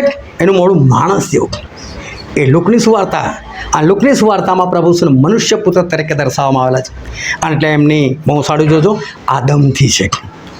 છેક આદમથી. આ તો મનુષ્ય પુત્ર છે. જો માણસનો પુત્ર આ પૃથ્વી પર જે કામ કરી શકતો હોય તો આપણે પણ માણસના પુત્ર આપણે કેમ ના કરી શકીએ? અને જ્યારે આપણે પ્રભુ ઈસુને જોઈને કે એ મનુષ્ય પુત્ર થઈને બધું કરી શકે, હું કેમ ના કરી શકું? હું પણ કરી શકું. અને એ રીતે જે લોકો સ્વર્ગમાં ઘૂસી ગયેલા છે એ લોકો.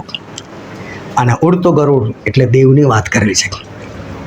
ગરુડની જે તુલના કરવામાં આવે છે એ ઈશ્વર સાથે કરવામાં આવે છે. હજકેલું પુસ્તક વાંચો તો તમને ખ્યાલ આવશે 17મા અધ્યાયની અંદર. અને માટે આ ચોથું પ્રાણી એટલે કે ચોથી સુવાર્તા એટલે કે યોહાનની સુવાર્તા. આ શું લખેલું છે કે પ્રભુ ઈસુનું નામ શું છે? શબ્દ છે. આદિએ શબ્દ હતો, શબ્દ દેવની સંગાતે હતો, અને શબ્દ દેવ હતો.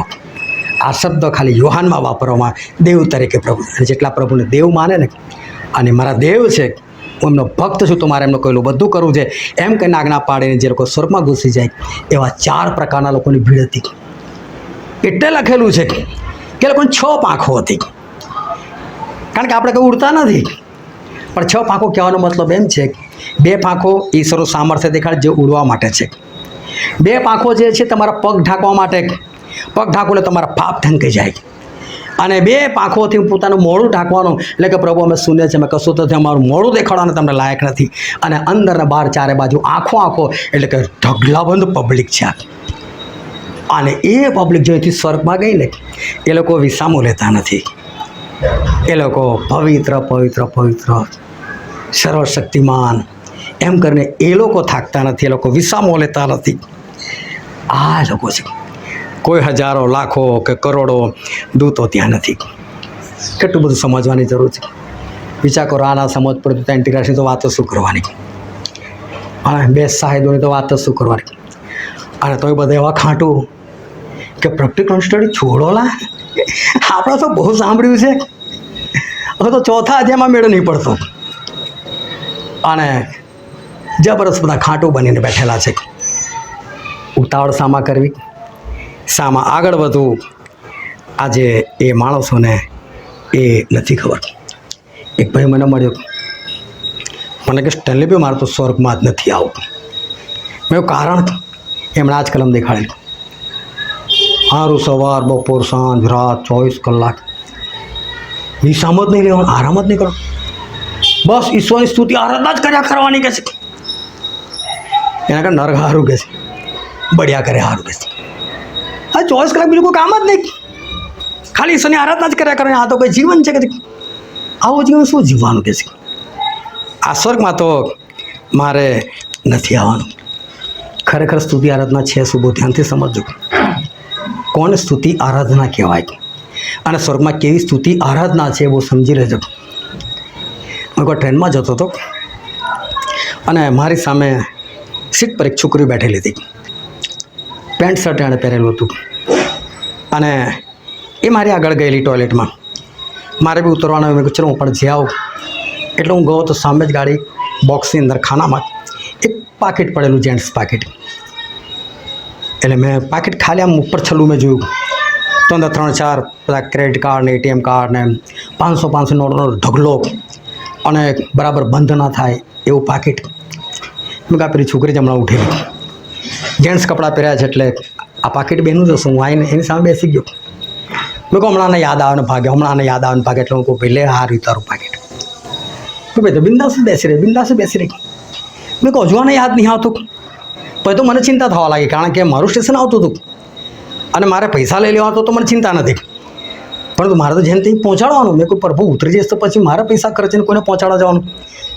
એટલે મને લાગ્યું આ લેડીસનું લાગતું નથી અને હશે તો આવશે. એટલે હું ફરી વાર ટોયલેટ પાસે ગયો અને ત્યાં આગળ પેલા એટેન્ડન્ટની સીટ હતી એની પર હું બેઠો. એટલે કોઈક તો આવશે, કોઈક તો આવશે. એટલામાં એક જુવાન છોકરો 25-30ની આસપાસ તો દોડતો આવ્યો. દોડતો આવ્યો અને ટોયલેટનો દરવાજો ખોલીને સામે જો એના હોશ જતા રહે. કારણ કે ખબર નહીં કેટલા પૈસા હતા, પણ મારા અંદાજથી 25-30 હજાર રૂપિયા અંદર પડેલા હતા. ઉપરથી બધા ક્રેડિટ કાર્ડ ને ડેબિટ કાર્ડ ને બધું પડેલું હતું અંદર.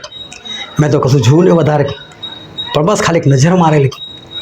મેં વળી ઊભો રહે, ખાલી સારો કર્યો, મેં હાથમાં પાકીટ આપી દીધું. બોલે મને થેન્ક યુ પણ નાખી કીધું. કેમ? એટલો બધો અંદરથી ભરાયા બોલવા. મેં કહું બસ હું સમજી ગયો, તમે જાઓ. મેં કીધું સમજી ગયો, મારે ઉતરવાનું હતું.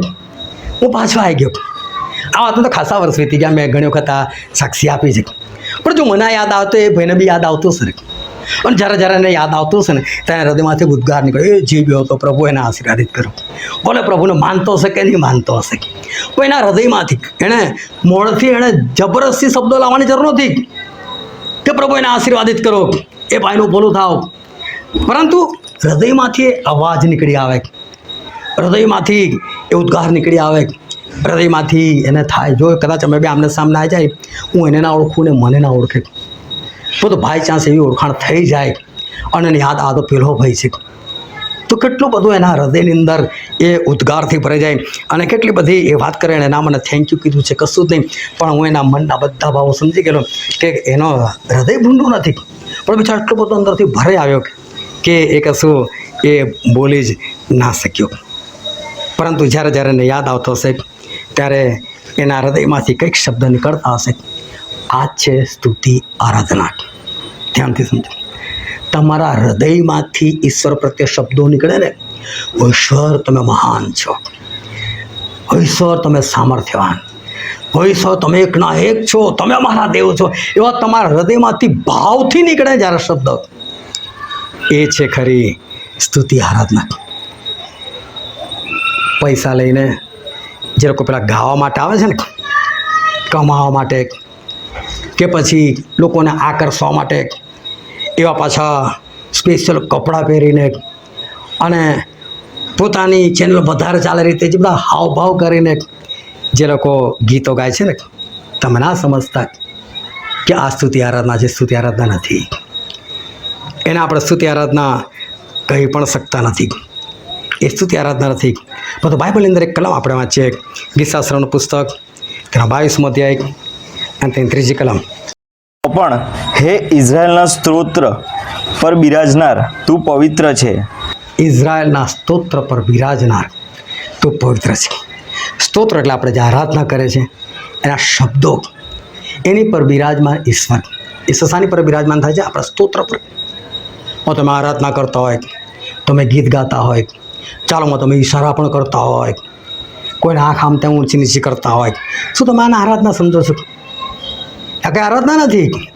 તમે ગમે એટલું સારું વગાડી શકતા હોય, ગાઈ શકતા હોય, તાળીઓ પાડી શકતા હોય, ગમે તે કરી શકતા હોય, પણ તમે કોઈકની ઈશારા કરો, તમે કંઈક બબડો છો, તમે કોઈનું ધ્યાન રાખો છો એ સમયે, તો સમજી લેજો કે આ કોઈ સ્તોત્ર નથી, આ કોઈ આરાધના નથી કે પ્રભુ ત્યાં આવે અને બિરાજમાન થાય.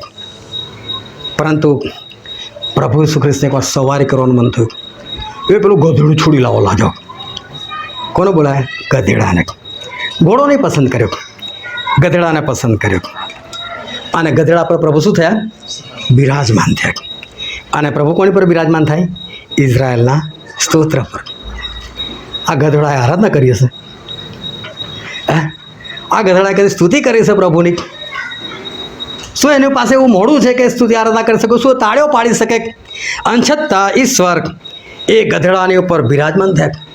આમ તમે ગમે એટલી આરાધના કરો ને તો એક કશો હોંચી બીજું બોલે જ નહીં. તો ગમે એટલું મ્યુઝિક વગાડો, એના આગળ મોટું કીબોર્ડ વગાડો ને, પણ એના મોઢામાં શું નીકળે? હોંચી. પણ પ્રભુ એની પર શું થયા? બિરાજમાન. એનો મતલબ ખરી સ્તુતિ આરાધના કરનાર કોણ? ગધેડો. હાલેલુયા. ખરી સ્તુતિ આરાધના જો કોઈ કરી શકે તો એ છે ગધેડો. કેમ? ગધેડો એટલે મૂર્ખ. આવ ગધેડા જો કશું ભાન જ નહીં પડતું તારે. હા, ગધેડાને કશું ભાન ના હોય. એટલી બધી બિચારો મહેનત કરે, કશું પૂછીને આટલી ઈંટો કેમ મૂકો છે? પેલા ગધેડા પર 10 મૂકે છે, મારી પર 20 કેમ મૂકેલી છે? એ કોઈ બુદ્ધિ ના દોડાય.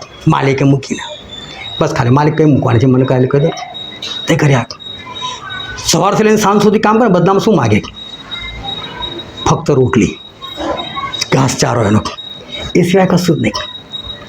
પૈસા માગે, ખાવા જોડે ઠંડુ આપવું પડશે, 2 ટાઈમ ચા આપવી પડશે, બસ ઘાસ સાગી તો ખુશ. કોઈ બચત ખરી એની પાસે કંઈ જ નહીં. આ ગધેડો મૂર્ખ અને માલિક માટે મહેનત કરે, બદલામાં એને ખાલી ઘાસચારો મળે, જમવાનું. આવું જે લોકો કરતા હોય ને એ ખરા આરાધક, એ ખરા વર્શિપર. એ સ્પિરિટની અંદર વર્શિપ કરનાર લોકો પોતાને કલ પર આધાર ના રાખે અને મહેનત જે બી કરે ખાલી પ્રભુના માટે. ધ્યાનથી સમજો. ઓ આકાશમાંના બાપ જે પ્રભુએ પ્રાર્થના શીખવાડે ને, ચલો આખીને સરસ રીતે કોણ બોલી શકે? એમ છે બોલ વગર કોણ બોલી શકશે? હા, ચલો એનો વિડીયો ઉતાર. આકાશમાં અમારા બાપ, તમારું નામ પવિત્ર બનાવો, તમારું રાજ્ય આવો, જેમ આકાશમાં તેમ પૃથ્વી પર તમારી ઈચ્છા પૂરી થાવ. જેમ અમે અમારા તમારી ઈચ્છા પૂરી થાવ, જેમ અમે અમારા ફરીશ વાંધો ચાલો ને. આકાશમાં અમારા બાપ, તમારું નામ પવિત્ર બનાવો, તમારું રાજ્ય આવો, જેમ આકાશમાં તેમ પૃથ્વી પર તમારી ઈચ્છા પૂરી થાવ. દિવસની અમારી રોટલી આજ અમને આપો, અને જેમ અમે અમારા ઋણોને માફ કર્યા છે તેમ તમે અમારા ઋણો અમને માફ કરો, અને અમને પરીક્ષણમાં ન લાવો, પણ ગુંડાથી અમારો છૂટકો કરો, કેમ કે રાજ્ય તથા પરાક્રમ તથા મહિમા સદાકાળ સુધી તમારા જ છે. આમીન. કઈ જગ્યા પહેલાં અટક્યું? હા, એ વાક્ય શું? કયા વાક્ય પર અટકી પડેલો પહેલાં? દિવસની અમારી રોટલી કયા દિવસની? પ્રભુ સુજા પ્રભુ સે પ્રાર્થના શીખવાડી, બહુ સરસ છે કે આ પર અટક્યો. દિવસની અમારી રોટલી. કેટલા દિવસની રોટલી માગી?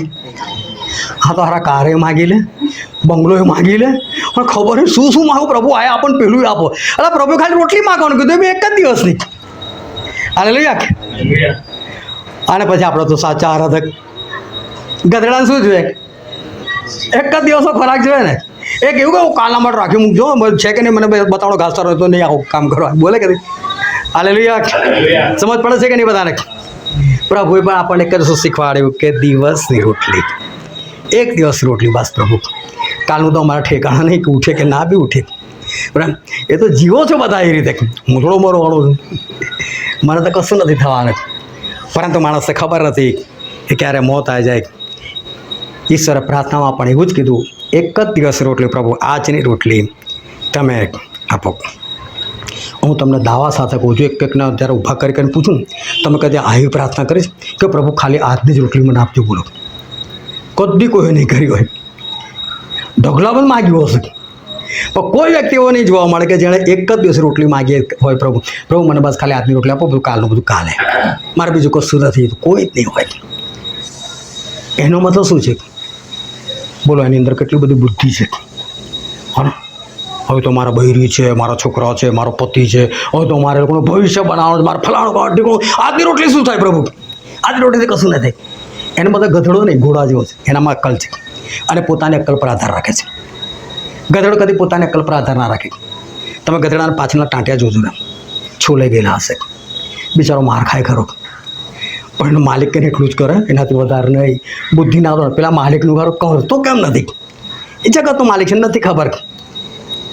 પરંતુ ગધેડો એ કદી એવું નથી કહેતો મારે બિરયાની જુએ છે, મારે બકરો જુએ છે. હા, માણસે રોટલી છોડીને બધું માગ્યું હશે, બિરયાની બી માગી હશે, બકરો માગ્યો હશે, પરંતુ રોટલી નહીં માગી હોય કે પ્રભુ મને આજની રોટલી તમે મને આપો. લાંબુ લિસ્ટ પ્રભુ પાસે ધરી દેવાનું અને ત્યાર પછી પ્રભુને એક જ વાત કરવાની, પ્રભુ આ મારી ટૂંકી વિનંતી. પ્રભુ કહેલા આટલું લાંબુ લિસ્ટ અને ઉપરથી પાછી આ ટૂંકી વિનંતી. આ ગધેડા જેવું તમે કરો ને તો એ ઇઝરાયલનું સ્તોત્ર બને, અને તો ઈશ્વર તમારી પર બિરાજમાન થાય, અને તો લોકો કપડાં તમારા પગ નીચે નાખે. હાલેલુયા. સમજ પડે છે ને? આ ઈશ્વરનું કામ છે ને, ઈશ્વર આ રીતે કરે છે ને. આ જ ખરી સ્તુતિ આરાધના છે, એ બીજી આરાધના એ નથી. અને એટલે નીતિવચનમાં લખેલું છે, તેનો 3જો અધ્યાય, તેની 5મી, 6ઠી, 7મી કલમ. તારા ખરા હૃદયથી યહોવા પર ભરોસો રાખ અને તારી પોતાની જ અક્કલ પર આધાર ન રાખ. તારા સર્વ માર્ગોમાં તેની આણ સ્વીકાર, એટલે તે તારા રસ્તાઓ પાધરા કરશે. તું પોતાની નજરમાં જ્ઞાની ન થા, યહોવાનો ડર રાખીને દુષ્ટતાથી દૂર થા. કેટલો સરસ પ્રભુ કહે છે, તારી પોતાની અક્કલ પર આધાર ના રાખ. ગધેડા પાસે છે નહીં, આધાર રાખતો નથી, એટલે એની સ્તુતિ આરાધના બને છે. કોઈ સ્વર્ગમાં તમારે 24 કલાક કે સતત કે થાક્યા વગર કે વિસામો લીધા કોઈ સ્તુતિ આરાધના નથી કરવાની. હું તમને બહુ સ્પષ્ટ કહું, ઈશ્વરે તમારી સ્તુતિ આરાધના જોઈતી પણ નથી, એમને ગમતી નથી સ્તુતિ આરાધના. આખું બાઇબલ વાંચીને મને બતાવજો. એમણે જ્યારે આદમને બનાવી કીધું મારી આરાધના કરજે, કીધું મારી પ્રાર્થના કરજે, કીધું બાઇબલ વાંચજે, કીધું તમારા પાપને કારણે આ બધું કરવું પડશે. ના કર્યું હોત પાપ તો પ્રાર્થનાની જરૂર નથી, પાપ ના કર્યો તો આરાધના કરવાની જરૂર નહોતી, પાપ ના કર્યો હોત તો પ્રાર્થના કરવાની જરૂર નહોતી. આ તો તમારા પાપને કારણે આ બધું આવ્યું છે, કરવું પડે છે હવે. અને પછી બી માણસને બીજી બધી બાબતોમાં ઉતાવળ છે, બીજું બધું વધારે કરવું છે, પરંતુ માણસને પોતાને કઈ બાબત માટે વધારે કરવું જોઈએ એ નથી કરતા. અને માટે પોતાની જાતને તપાસવાની પુષ્કળ જરૂર છે. આજે માણસથી બધું જ થાય છે. એનાથી નોકરી થાય, એનાથી ધંધો થાય, ઘરના કામ થાય, ખેતરના કામ થાય, બજારના કામ થાય, ઘણા બધા કામ એનાથી થાય. પરંતુ એ જ સ્પીડે જે સ્પીડે બીજા બધા કામ થાય છે ને, નોકરી, ધંધો, બજારનું કામ, બધા કામ, એ જ સ્પીડે જો દેવનું કામ કરવામાં આવે તો દેવના કામમાં હંમેશા થાય છે, રહે છે, થાય છે, રહે છે. થતું પણ નથી એ કામ, એ નથી કરી શકતા માણસો. આ જે વચન આપણે વાંચેલું હતું એમાં આપણે પ્રેતોના કૃત્યો તેનો 22મો અધ્યાય આપણે વાંચ્યો, તેને 11-16 કલમો. પરંતુ ત્યાં પાઉલ પ્રેતે સાક્ષી આપે છે. પરંતુ પાઉલ પ્રેતના જીવનમાં એક ઘટના બની ગઈ. બસ ખાલી ધ્યાન રાખો બધા. હવે ઘટના એવી બની ગયેલી કે પાઉલ પ્રેતો લોકોને સતાવનાર, મંડળીને સતાવનાર, મારનાર, મારી નાખનાર, પોતાનો જે વિસ્તાર હતો ખાલી કરાવી નાખેલો, અને હવે એ દમસ્કમાં જાય છે, અધિકાર પત્ર મેળવી જાય કે ત્યાં પણ જે વિશ્વાસી લોકોને મારવું, જેલમાં નાખવું, મારી પણ નાખવું. અને એટલે તો ત્યાં જતા હતા બિંદાસથી. મારું એ લોકોને બસ એક જ તલબ ખ્રિસ્તી રહેવા ના જોઈએ, બસ ખ્રિસ્ત નામ જ ના રહેવું જોઈએ. વાર્તા ખલાસ કરો આ લોકોને, આ બધા જુઠ્ઠા લોકો છે, આ લોકોને ખતમ કરી નાખો. એક જ ઈચ્છા હતી. અને શું થયું કે લોકો બધા જતા હતા અને ભર મધ્યાહન એટલે બપોરના સમયે જે સુરતની રોશનીઓ છે એના કરતાં પણ તેજ રોશની, અને તેજ રોશની એટલે એટલી બધી તેજ રોશની કે આંખો અંજાઈ ગઈ ને આંધળી થઈ ગઈ. અને શાઉલ નીચે પડી ગયા અને એમને એક અવાજ આવ્યો, હે શાઉલ શાઉલ તું મને કેમ સતાવે છે? અને શાઉલ કહે છે, પ્રભુ તમે કોણ છો જેને હું સતાવું છું? કારણ કે પાઉલે તો હું તો ઈશ્વરની સેવા કરનાર વ્યક્તિ, સારું કરનાર વ્યક્તિ છું, મને કોણ કહે છે કે સતાવું? હું તો કોઈ સતાવતો નથી. અને જે અવાજ આવ્યો ભયંકર, હું ઈસુ છું જેને તું સતાવે છે. ભલે શરીરની આંખો બંધ થઈ ગઈ, પરંતુ આત્માની આંખો શાઉલની ખુલ્લી થઈ ગઈ. અને ઈસુ જીવે છે. એ તો મરી ગયેલા મને ખબર છે, પાક્કી ખબર છે. એ મૃત્યુ પામેલા, છેલ્લે ભાલો મારેલો તાર પાણીને લોહી બેવું નીકળેલું, એટલે ખાતરી છે કે મરી ગયેલા હતા. એમને કબરમાં નાખેલા હતા. 3 દિવસ સુધી તો એ કબરમાં હતો. હવે નહીં. આ તો સાંભળેલું કે એના શિષ્યો સબ ચોરી લઈ ગયા, પણ ના, આ તો ઈસુ બોલે છે અને આટલી તેજ રોશનીમાંથી બોલે છે. તો ઈસુ સાચા. બાઇબલના બધા વચનો યાદ આવી ગયા છે જેનું ખોટું અર્થઘટન કરતા હતા, અને બધું ખબર પડી ગઈ કે સાચું અર્થઘટન શું છે. પ્રભુ કે જા તું શહેરમાં જા કે તને જગ્યા દેખાડ ત્યાં જા કે છે. અને શાઉલ ત્યાં જઈને 3 દિવસ 3 રાત સતત પ્રાર્થના કરે છે. ઉપવાસ સહિત પ્રાર્થના કરે, ખાતા નથી, પીતા નથી, સતત પ્રાર્થના કરે છે. અને એ પ્રાર્થનામાં જિંદગીમાં પહેલી વખત દર્શન થાય છે. અનાન્યા નામનો એક માણસ આવે છે, એના માથા પર હાથ મૂકે છે, પ્રાર્થના કરે છે.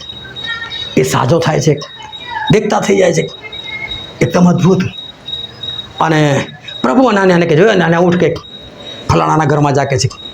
ત્યાં આગળ કહે છે શાઉલ છે કે છે આંધળો થઈ ગયો, જેને આપણે પ્રાર્થના કરે છે. એને દર્શનમાં તને જોયો બી છે કે આવ્યો આ, જા તું જલ્દી જા કે છે. અરે પ્રભુ તમે કોની વાત કરો? શાઉલની? એ તો કેટલા બધા લોકોને માર્યા છે, જેલમાં નાખેલા છે, મારી નાખેલા છે. પ્રભુ અહીં પણ એના માટે જ આવ્યો છે. પ્રભુ તમારી કઈ ભૂલ થાય છે? પ્રભુ કે મારી ભૂલ નહીં, તું જા. એને દર્શનમાં તને જ જોયો છે માટે તને મોકલો, તું જા કે છે, એના માટે પ્રાર્થના કર. અને પછી આનાને ત્યાં જાય છે, એના માથા પર હાથ મૂકે છે અને પ્રાર્થના કરે છે. તરત છાલા જેવું કશું પડી જાય છે. શાઉલ દેખતા થાય છે, એ બાપ્તિસ્મા લે છે અને પવિત્ર આત્મા પ્રાપ્ત કરે છે. અને લાગલો જ એમણે ત્યાં બોધ કરવાની શરૂઆત કરી દીધી. તરત જ ઉપદેશ. આજે એમનું બદલાણ, પ્રભુનું દર્શન. 3 દિવસે 3 રાત ગઈ. ચોથા દિવસે તો ઉપદેશ, ચમત્કારો અને બાપ્તિસ્મા, પવિત્ર આત્મા બધું ચોથા દિવસે પતાવી દીધું. એમણે તો તરસ સેવા કાર્ય શરૂ કરી દીધું. ફક્ત ચોથા દિવસે કેટલું ઉતાવળ એમણે કામ કર્યું. પરંતુ જે વચન આપણે વાંચેલું હતું પ્રેરિતોના કૃત્યો 22મો અધ્યાય, અને ત્યાં શાઉલ જે હવે પાઉલ છે ને સાક્ષી આપતા જે વચન બોલે છે, અને આપણે વાંચીએ એની 16મી કલમ. હવે તું કેમ ડીલ કરે છે? ઉઠ અને તેના નામની પ્રાર્થના કરીને બાપ્તિસ્મા લે અને તારા પાપ ધોઈ નાખ. Hallelujah, hallelujah. ચલો બંને હાથ ઉઠાને કે હાલેલુયા. સમજો તમે શું કે છે આ અનાન્યા, એ શાઉલ તું ડીલ કેમ કરે છે? મને એ નથી સમજતું શાઉલ કઈ જગ્યાએ ડીલ કરી. 3 દિવસ એ બે અવસ્થામાં હતા. 3 દિવસ ખાધું નથી, પીધું નથી, સતત પ્રાર્થના કરે છે. એમાં દર્શન જોવે છે. પ્રભુ એ દર્શન જ્યારે જોવે છે ત્યારે એ અનાન્યાને વાત કરે છે, અનાન્યાને મોકલી આપે છે. અને અનાન્યા આવીને કહે છે, હે શાઉલ કેમ ડીલ કરે છે? ખબર પડે છે કેમ એને કીધું ડીલ કરે છે. તારું બદલાણ 3 દિવસ પહેલાં થયું.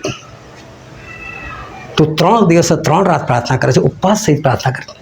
પ્રભુ મને છે 3જા દિવસે કહેવાય તારી પ્રાર્થનામાં દમ નથી એટલો કે પ્રાર્થના સ્ટાર્ટ કરીને કેમ પ્રભુ મને કહેવા ના આવ્યા?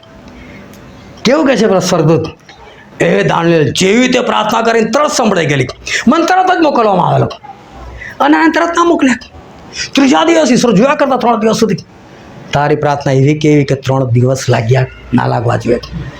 ડીલ કેમ કરે છે? ઊભો થા, આટલી વાર તારું બાપ્તિસ્મા થઈ ગયેલું હોવું જોતું હતું, તારા પાપની માફી મળી ગયેલી હોવું જોતી. આ બધું પહેલા દિવસે કામ પતાવી નાખું તું. તને પહેલા દિવસ ઈશ્વર અનુભવ થઈ ગયો તો પહેલા દિવસ તું કેમ એ રીતે ઈશ્વર પાસે ના ગયો? જાઓ ઉઠ ફટાફટ. ડીલ કેમ કરે છે? પણ આ વર્ષોથી જોતા આવ્યા છે આપણે પ્રભુના કામમાં ઢીલ. બાકી બધા કામમાં માણસ ઉતાવળ. નોકરી હોય, ધંધો હોય, ફલાણો હોય, ઠીકો હોય, તમે મને એક વસ્તુ એવી મને બતાવજો કે તમે પ્રભુના લીધે કોઈ બીજાને ના પાડી હોય, કોઈ કામની તમે બીજાને ના પાડી હોય. મોટા ભાગે એવું થયું તમે મિટિંગમાં ના પાડી છે અને એ કામ તમે પહેલાં કરો, તમને ઉતાવળ છે બીજા કામની, તમને તમારા નોકરીની, તમારા ધંધાની, તમારા કમાવાની, તમારા ઘરના કામની, તમારા બજારના કામની, એ બાબત માટે તમને ઉતાવળ છે, પ્રભુના કામ માટે નહીં. અંતિમ સમય આવી ગયો, કેવા દિવસો આવી ગયા. પેટ્રોલ વધતું હતું, ગઈકાલે હું પેટ્રોલ પૂરા ગયો 102 રૂપિયા પેટ્રોલ લાગે. 4 દિવસની અંદર 8 રૂપિયા ભાવ વધી ગયો. ક્યાં જઈને પહોંચશે? જે કપડાં ધોવાનો સાબુ 10 રૂપિયા લાવતો હતો, સીધા 15 રૂપિયા, 50% વધારો. કેવી પરિસ્થિતિ આવી ગઈ છે. આજે કોઈને ઉતાવળ, ક્યાં બધા બિંદાસ છે, બિંદાસ છે. કેમ? બધા ઘોડા જેવા છે, બુદ્ધિવાળો. એવું કોઈ થશે ને તો આરામ અમે ભાગીશું પ્રભુ. જાણે લોકો તો બધું અત્યાર સુધી ખબર જ પડતી આવી હોય. ખબર પડતી હોત ને તો આવું જીવન ના હોત, આ મિટિંગ કરવાની જરૂર ના પડત. ઉઠો, આ ઢીલ બંધ કરો, ઢીલાસ છોડો. એ પાઉલને કહેવામાં આવ્યું કેમ ઢીલાસ કરે છે? ઉઠ, પવિત્ર આત્મા પ્રાપ્ત કરે છે. આના માટે ઢીલ ના હોય, આના માટે તો ભાગદોડ હોય, ઉતાવળ હોય. બીજી બધી વાતોમાં તો ઉતાવળ છે, તો ખરી ઉતાવળ તમારે પવિત્ર આત્મા માટે કરવાની છે. હાલેલુયા. આપણે દરેક આપણે આંખોને બંધ કરી આપણા મસ્તકો જીવતા દેવની હજુરમાં નમાય, આપણા સગળા કામ પડતા મૂકીએ અને આપણે આ સમયે ઉતાવળ કરીએ, આપણા હૃદયને તપાસવાની, પોતાની અંદર ઝાંખવાની આપણે ઉતાવળ કરીએ, પોતાની પરીક્ષા કરવાની આપણે ઉતાવળ કરીએ. હું અત્યારે કઈ જગ્યા પર છું, પોતાને તપાસો, ઉતાવળથી તપાસો કે આજે હું કઈ જગ્યા પર છું, મારી પરિસ્થિતિ શું છે, હું કઈ બાબતમાં ઉતાવળ કરું છું, કયા કામમાં ઉતાવળ કરું, કયા કામમાં હું ભાગદોડ કરું છું અને કયા કામમાં મારે ભાગદોડ કરવી જોઈએ. એના સાફેરા લોભ અને લાલચની અંદર લોકો ઉતાવળ કરે છે, પણ જમીન વેચીને ફટાફટ પૈસા આપવામાં ઉતાવળ કરતા નથી. કેટલા બધા લોકો કે જે લોકો ફાલતુ કામની અંદર ઉતાવળ કરી, એ આંખો માટે ઉતાવળ કરી, બસ આંખો મળી ગઈ, બહુ થઈ ગયું. 38 વર્ષ પછી ચાલતો થઈ ગયો, બહુ થઈ ગયું. પ્રભુને મળવાના એને કોઈ ઉતાવળ ના કરી. એ પોતાની છોકરીના સાજાપણા માટે દોડ કર્યું, પણ છોકરી સાજી થઈ ગઈ પછી કદી આવી નહીં. કોણ શું ને શું કરવાનું, શું કહે જ નહીં. આ તમે કઈ કઈ બાબત માટે ઉતાવળ કરો છો અને તમારે ખરેખર કઈ બાબત માટે ઉતાવળ કરવાની છે, પોતાની જાતે તપાસો. આપણી પાસે સમય નથી, એક અંતિમ સમયમાં આપણે પહોંચી ગયેલા છે અને આપણે ખરેખર કેવા પગલાં ભરવા જોઈએ એ તમે તમારી જાતે વિચારો. તમે કઈ બાબત માટે આજે ઉતાવળ કર્યા છે ધ્યાનમાં રાખો. ઈશ્વર આપણા મહાન છે, બચાવવા ચાહે છે, માટે જ એ વારંવાર ટોકે છે કે જેટલાનું પ્રેમ કરું છું તેટલાનું ઠપકો આપું છું. આજે સમય છે કે ઠપકાને ધ્યાનમાં લઈએ, ઈશ્વરને પ્રથમ સ્થાન આપીએ, પવિત્ર આત્માના માટે દોડાદોડ કરીએ, ઉતાવળ કરીએ અને બીજી ઉતાવળોને પડતી મૂકીએ અને પ્રથમ આપણે પવિત્ર આત્માને સ્થાન આપીએ. આ વચન સમજવા માટે, ગ્રહણ કરવા માટે, એ પ્રમાણે ચાલવા માટે પ્રભુ ઈસુ ખ્રિસ્તની કૃપા આપણા દરેક પર થાઓ.